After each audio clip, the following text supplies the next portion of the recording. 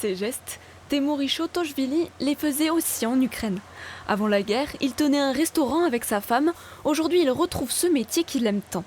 Je connais bien ce travail parce que j'ai travaillé 20 ans dans les cuisines en Ukraine. Mais pour lui, pas question de rester en France. Non, non, non, non. Quand tout sera fini, je rentrerai en Ukraine. 2 cuisiniers, mais aussi 2 femmes de ménage ont été embauchées dans ce camping. Des salariés qualifiés et demandeurs, tout ce qu'il manquait aux gérants pour débuter la saison.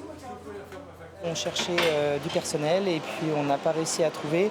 Il nous fallait des gens qualifiés et donc du coup ils se sont présentés à nous et donc on les a embauchés parce qu'ils étaient vraiment très compétents. Enfin on a fait des essais et ils étaient très compétents dans leur travail donc on a pu les garder et maintenant c'est vraiment une très belle expérience avec eux.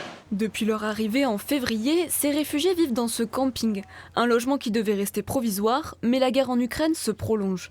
Audacia, l'association chargée du logement d'urgence, tente de leur trouver des appartements avant l'hiver. L'accueil inconditionnel qui a eu cours depuis le mois de mars évolue progressivement vers le fait que les personnes soient partie prenante et qu'elles puissent justement s'intégrer pleinement à la vie sur le territoire et avancer et pas rester sur un dispositif un peu d'urgence exceptionnel sur l'hébergement.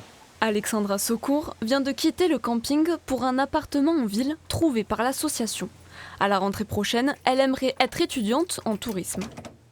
Je voudrais aller à Poitiers pour trouver le travail et aussi essayer d'étudier.